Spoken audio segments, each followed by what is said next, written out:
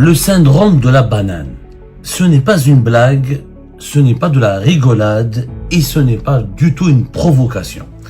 C'est malheureusement je dirais pas une maladie, un syndrome n'est pas une maladie.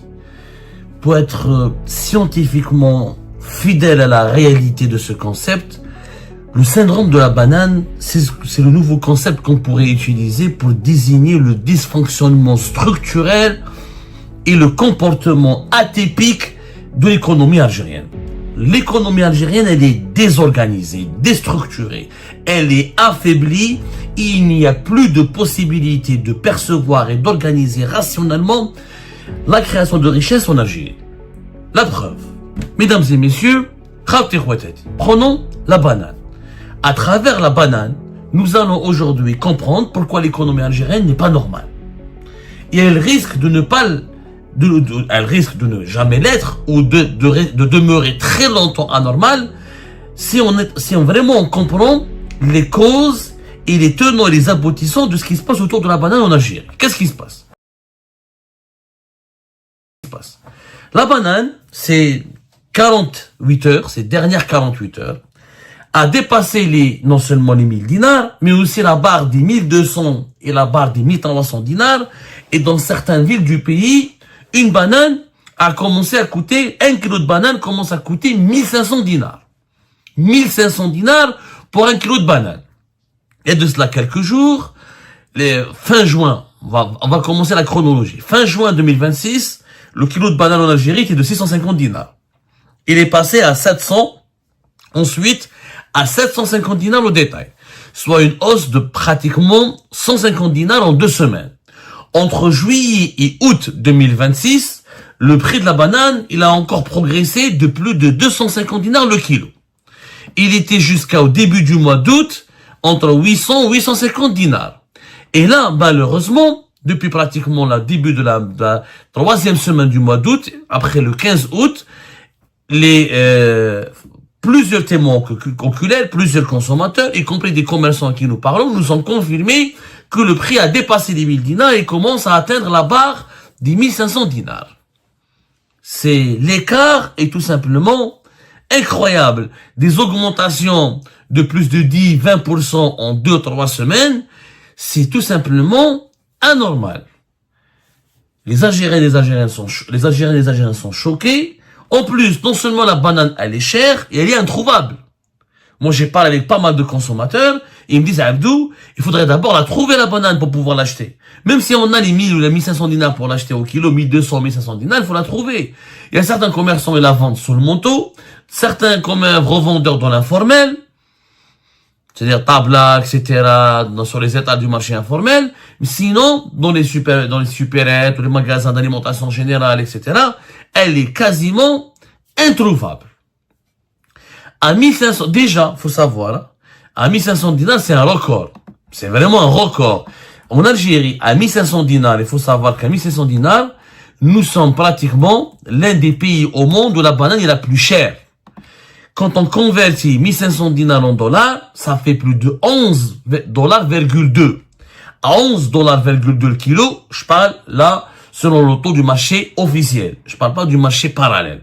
Je vais utiliser le marché officiel, pourquoi? Parce que la banane, elle est majoritairement importée à l'étranger. Quand on importe la banane, on la paye, on finance, on utilise les devises selon le taux de change officiel. On n'utilise pas le taux de change parallèle.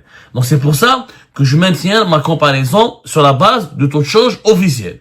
Les opérations d'importation en Algérie, comment ça se passe? C'est les banques algériennes, à travers un feu vert de la Banque d'Algérie, qui avancent des devises, qui convertissent les dinars des importateurs en finançant leurs opérations d'importation, en leur avançant les devises, en leur donnant les devises. Donc, mais le dinar est converti, les devises sont converties ou sont achetées par les importateurs selon le taux de change officiel.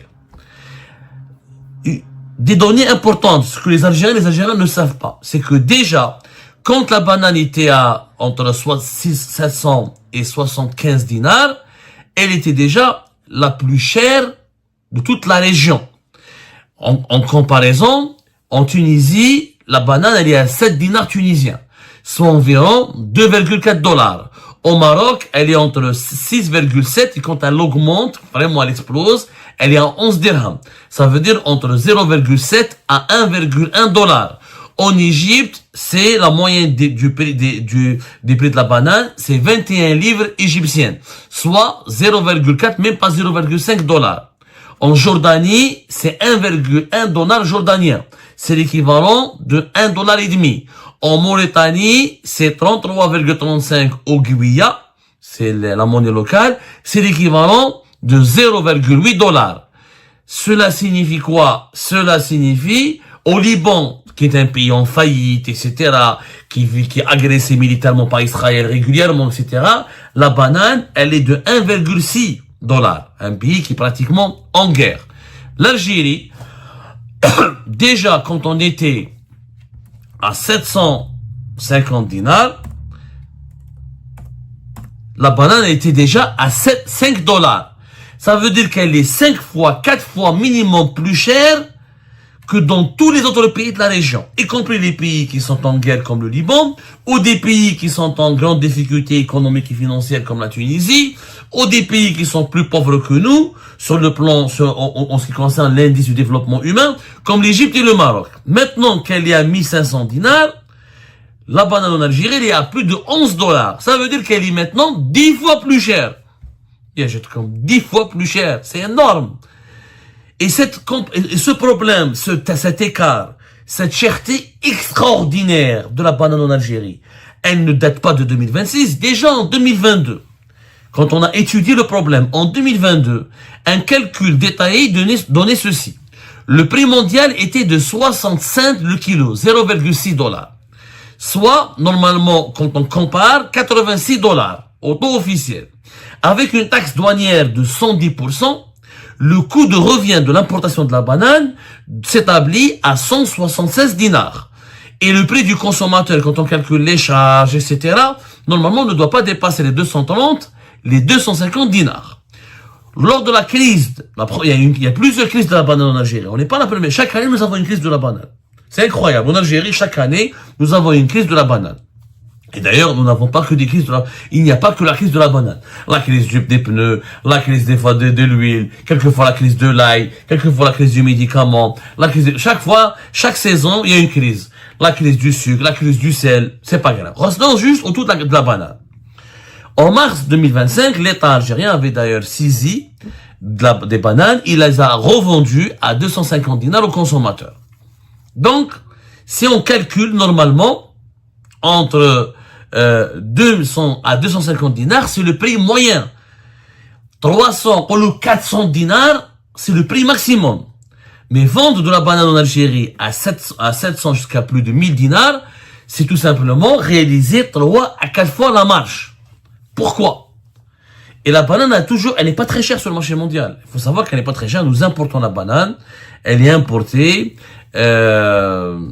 essentiellement d'un pays qui s'appelle l'Équateur, qui est notre premier fournisseur, 70%. Les importations de la banane, ça ne coûte même pas 100 millions de dollars. On va expliquer pourquoi ça ne sert à rien de la produire localement. On va l'expliquer parce que le discours officiel du régime Tebboune, on va pas importer, on va produire localement. Mais on va expliquer. La facture des importations, on a importé pour 320 000 tonnes, importé en 2023, les derniers chiffres que nous avons obtenus, dont 70% de l'Équateur. On a calculé, c'est même pas une centaine de millions de dollars. Vraiment, c'est entre 70 et 80 millions de dollars.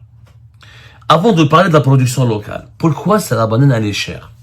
Parce que, à cause du système des licences d'importation et des restrictions aux importations, et à cause du PPI, le programme prévisionnel d'importation de M. Kamel Rezik, le ministre du Commerce extérieur, le cerveau de la politique économique de Tebboune, il se trouve qu'en Algérie, réellement, il y a 4 à 5 importateurs qui sont autorisés régulièrement et qui correspondent et qui arrivent à satisfaire le cahier de charge le cahier de charge fixé par le gouvernement et qui arrivent étrangement à réunir toutes les conditions exigées par Kamel Rezik et le régime Tebboune pour pouvoir importer des bananes. Alors qu'officiellement, nous avons en Algérie, nous avons recensé 160 importateurs de bananes. 160. Mais dans la réalité, il n'y a que 4 et 5 qui sont régulièrement autorisés, ça veut dire les 4 et 5, sont tout le temps pratiquement, ils obtiennent les autorisations. Ils sont choyés par le régime Tebboune. D'ailleurs, certaines sources n'hésitent pas à nous dire qu'ils donnent des enveloppes, ils donnent la chipa, ils donnent des pots de vin à Kamerezi, qui est un entourage de Tebboune, pour pouvoir importer de la banane. Officiellement, récemment, les autorités algériennes ont poursuivi même 53 importateurs pour des manquements à leur obligation d'approvisionnement. Il y a eu même récemment 800 tonnes qui ont été déjà saisies pour rétention frauduleuse. Sauf que quand nous avons confirmé encore une fois sur le terrain, c'est que ces importateurs qui ont le registre de commerce d'importateurs n'obtiennent très rarement ou de façon parcimonieuse les autorisations pour importer. 4 à 5 acteurs, eux, ils sont autorisés à importer. Sauf que quand vous avez un marché où il n'y a que 4 à 5 importateurs dans un pays de plus de 48 millions d'habitants, dans une saison, la banane, elle est très consommée en été, parce qu'on fait des gâteaux, on fait des salades, on fait des glaces, on fait des jus. La banane est très consommée l'été. Du coup, avec uniquement 4 à 5 importateurs qui sont autorisés à importer, l'offre, elle est inférieure à la demande, puisqu'ils sont des quotas. Même s'ils négocient de très bons quotas, on leur donne pas, ils n'arriveront pas 4 à 5 importateurs à importer les 320 000 tonnes entièrement. Donc, eux, on les laisse importer. Les autres, on les bloque. Donc, le régime Tebboune va se dire, 4 à 5 importateurs, ça nous suffit. On va réduire la facture des importations, ce qui est d'ailleurs venu. On va dépenser moins de devises. Sauf que, sur le marché national, beaucoup de demandes, pas assez d'offres, déséquilibre, les prix augmentent. Ce que les 4 ou 5 importateurs ont pu importer, les quantités qui ont été importées, elles sont rapidement consommées ou commercialisées. Ce qui reste, ça ne suffit pas pour répondre à la demande qui est grandissante. Et du coup, nous avons tout simplement une banane qui est de plus en plus rare en Algérie et de plus en plus chère. C'est la seule explication. C'est la seule explication. Et comme nous sommes un pays très fermé, avec ce système de licence, de PPI, de certificat, de visa avant de pouvoir importer, et ben la banane coûte 4 à 5 fois plus cher, voire même 10 fois plus cher par rapport à certains pays de la région. Et j'ai comparé uniquement avec les pays qui sont similaires à nous, les pays de la région, c'est-à-dire les pays, la région MENA, Moyen-Orient, Afrique du Nord, du Maroc jusqu'à la Jordanie, l'Égypte et le Liban. C'est ça le vrai problème. C'est pour ça que je parle du syndrome de la banane. À force de vouloir contrôler les importations, on a créé des monopoles. Genre voilà, on ne donne pas les autorisations à 160 importateurs, parce que ça va coûter très cher au niveau des devises du pays.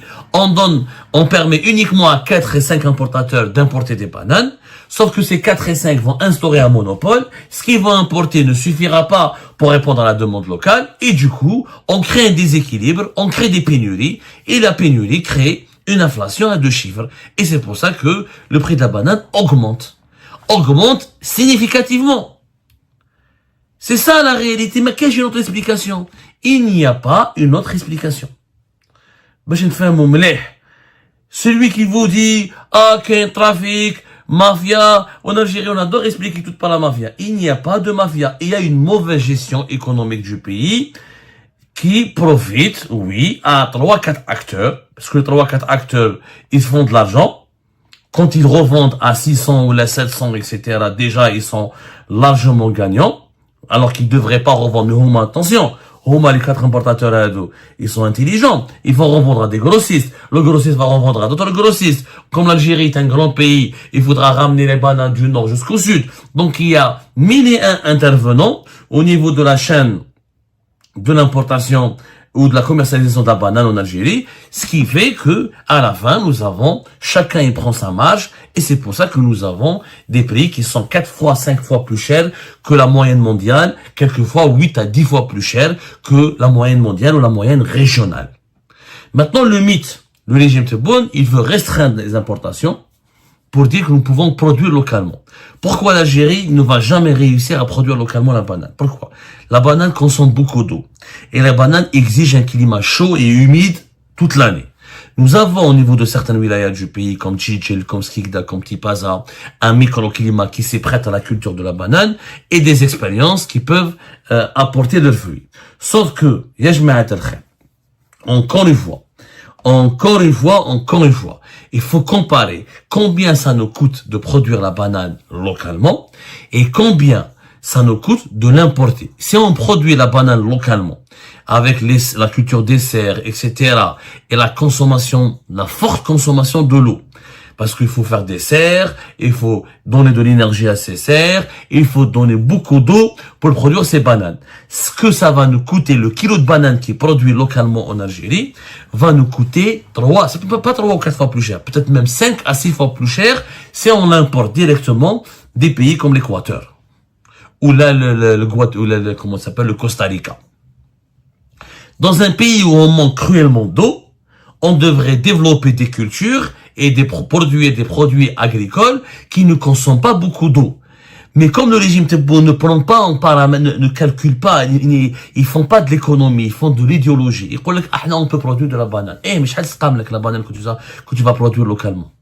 Si on doit produire les 320 000 tonnes que nous consommons que nous importons annuellement, ils vont nous coûter beaucoup plus cher en investissement et en eau que l'importation elle-même. Donc, la production locale est un mythe. Ça sert à rien de produire de la banane dans un pays où on manque cruellement d'eau, où on finance le dessalement de l'eau de mer par des milliards de dollars chaque année.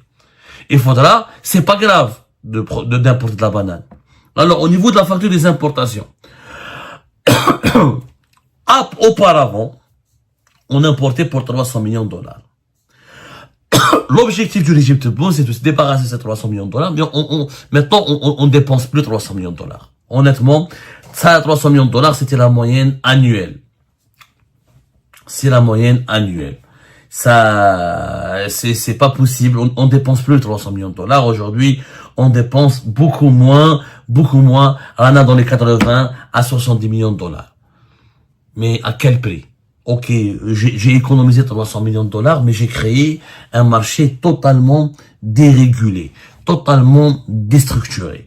Et nous allons vous faire une autre émission, je pense, dans un moment ou là demain, pour vous expliquer, chiffres à l'appui, les très mauvais choix économiques du régime Tebboune à travers la figure de la banane, à travers la gestion du secteur de la banane.